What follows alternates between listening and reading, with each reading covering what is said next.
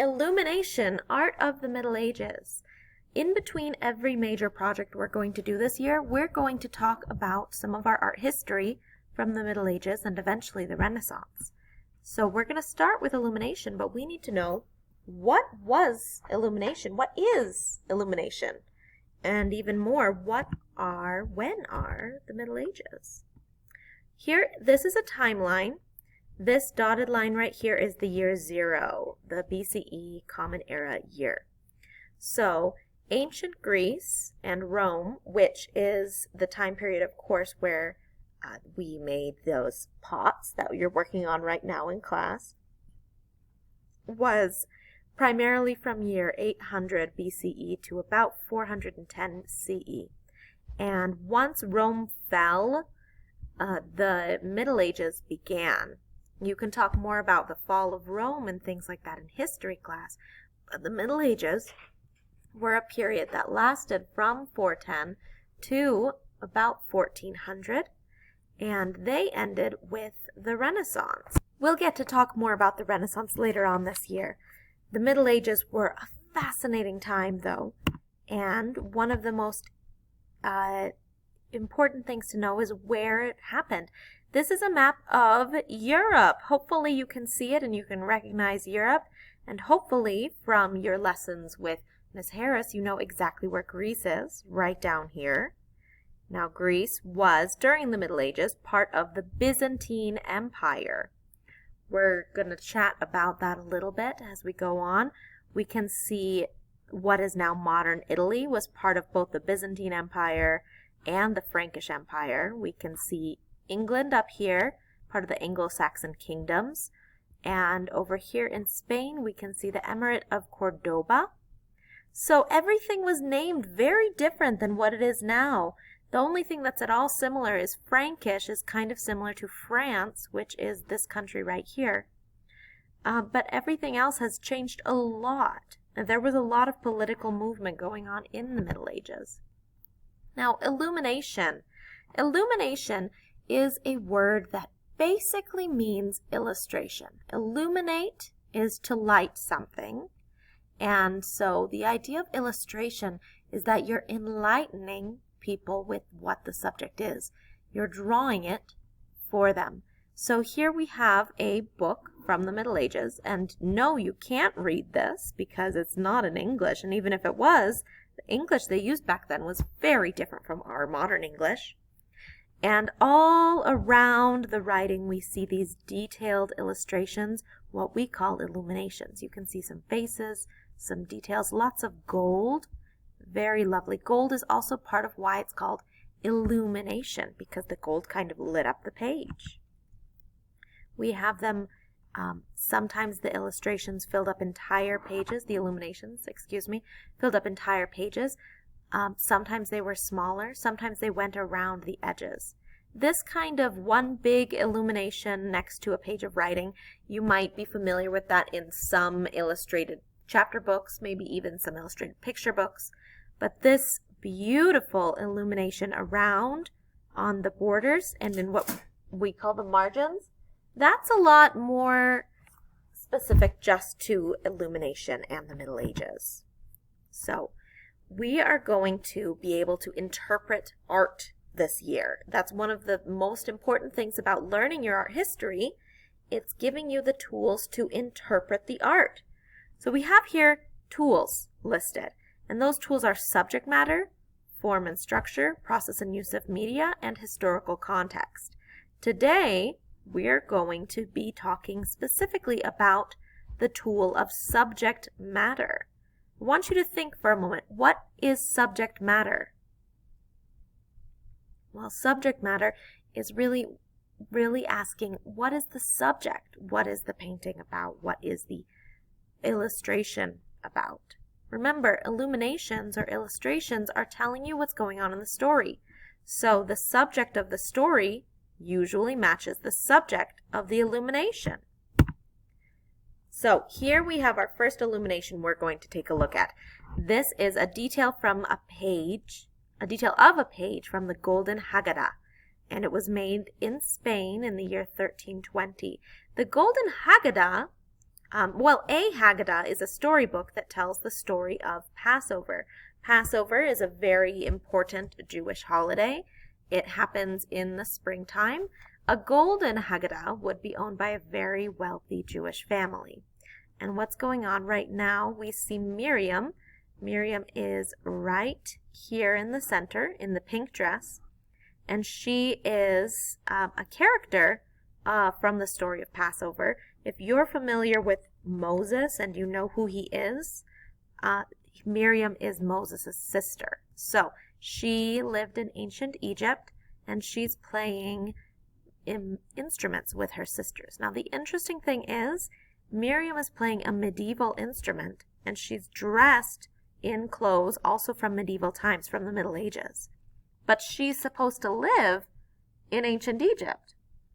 Also, take a look at their skin and their hair. Does she look like an ancient Egyptian? She does not. No, she looks like she is from the time of 1320 in Spain. So we're going to see this pattern appear a couple of other times in Illumination. But let's answer this question on the bottom. What can you say about the subject? And don't think too hard. When I ask what the subject is, I'm asking what is it about? It's Miriam and other sisters playing instruments. This is what the page looked like as a whole. So it's actually just one part of a larger story. We have here the more of the story of Passover in the book. I want you to think for a moment, why would it be so important to have illustrated books in medieval times? Think about what you know about the Middle Ages. Think about what the people were like back then. They were, for the most part, often very poor. Quite often they were kind of dirty. They didn't have a lot going on for them. In the Middle Ages, it was very much a world of either you have or you don't have. If you were wealthy, you probably could read. You probably owned expensive clothes and gold, books like this that were printed in gold. But if you were poor, if you were a farmer, which the majority of the people in the Middle Ages were poor, you couldn't read. You didn't bathe. You didn't have nice clothes or nice things. And so if you can't read, how are you going to know these important stories and traditions? Only through pictures. That's why illumination became so important, because books should be for everyone to read. And if you can't read the words of your book, you need to be able to at least understand the pictures. Okay, now, one of the most important books in the Middle Ages were books of religion, like a Bible. This is a page from a Bible. It's an illustrated version, the Morgan Bible from France. It's an illustrated version of the Old Testament, but instead of setting it back in ancient times, they made the images look like medieval characters, like people they know. There's a couple of reasons why you might want to do that, why you might want to set the book in modern times. But it's pretty wild to think that this is supposed to represent a Bible story. Think about it like if you were telling the story of Hamlet, but everyone, instead of being, Hamlet's from Shakespeare, but instead of everyone dressed up in old English clothes, they're wearing the clothes we would wear today at school. That would be pretty wild. But there are reasons why you'd want to do it. Maybe simply the illustrators didn't know what things looked like, but maybe a little bit more thoughtful and complicated. They wanted it to be more accessible to the people looking at the pictures. Now let's talk for a moment about this art. It is not very good. I hate to say, but this is a horse, and it does not look like any horse I have ever seen. Now, the illustrator has seen horses before. He's just not taking very much time to draw it accurately. And there's a specific reason why. Remember how I was saying in the Middle Ages one of the most important things was religion? Well, the monks, meaning people who lived inside of churches for their entire life, their job was to worship, to pray, to study religion, and to create these illustrated religious books. But they didn't get to put their name on it. Think for a moment about someone you know who is an incredible artist. Or maybe it's you. If one of the nice things about art is that people get to tell you that it looks nice. But in the Middle Ages, they believed that if they had talent, if you were a talented artist, it's not because you worked hard and it's not because you practiced, it's because God made you a talented artist. And so they didn't even put their names. We don't know who made this illustration because if they were going to sign it, they would have just said, well, God made it. I just held the pencil.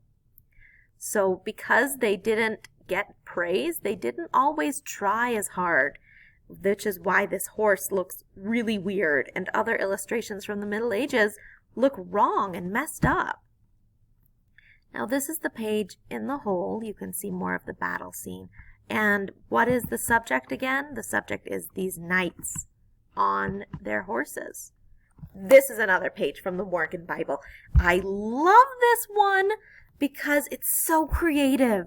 We have the frame, and a lot of the images are down in the frame. For example, down here, these images are inside the frame. But look at this battle scene. They have the castle with the archer outside of the frame. They have this trebuchet with a warrior pulling it down. It's really creative. And then, of course, they have the margin. We'll be talking about that later on. So the process of illumination, I'm going to back up a bit. The process of illumination took a long time. It was, oh, great, it started over anyway. It was a lot of hard work. So I'm going to walk you through it as we watch this video. All right, so first they use little dots to point out where they want to go. They follow the dots like it's a dot to dot. They outline it. They paint the white. Then on top of the white, they paint the gold. And then on top of the gold, they start to put details, paint in the other colors, put in their shadows, put in a second layer of shadows, put in white details, and then they put in the black to add on finishing touches at the end. It took a long time. If every single step here takes them 30 minutes, we're looking at hours and hours just for one tiny illumination. It's also important to note this because remember how the monks' jobs inside the churches is just to study their religion, to pray, and to recreate these illustrations so that people, even who can't read, can tell the stories of their holy books. That's all they did, all day. A lot of work. I love this one. Okay, this is not from a religious book. This is from a book called a bestiary. A bestiary is a book full of animals. Some of the animals are real, some of them are imaginary. They're usually putting them side to side with information about the animal as well as information about the moral that it represents. The moral is usually considered more important than the information about the animal. Think about this like an old encyclopedia, or if you Googled an animal. You would get both facts about the animal, but more than that, facts about what that animal could represent. Now this one tells a story. I love this story, and we are going to run out of time in this video. We're going to have 2 videos today since this is a long lesson, but this will probably be the last for this video. This guy down here is a knight. He is riding on a horse with crazy long noodle legs, and this animal is a tiger. I know, it does not look like a tiger, but we'll talk about that in our next video. So the tiger, the knight, is tasked with stealing a tiger cub. And so he has to try and convince the tiger mother somehow to abandon her baby cub, which she takes care of very closely. So what he does is he brings a mirror into the jungle. He puts the mirror down. The tiger sees the mirror, sees her reflection, and thinks that the reflection is her baby, which allows the knight to steal the baby tiger. See this tiny little white thing that looks like a rat inside his arms? That's supposed to be the tiger cub. So we're going to stop our video here. There's a link. Please click that to continue this lesson. we are not done, and we're going to talk about that blue weird looking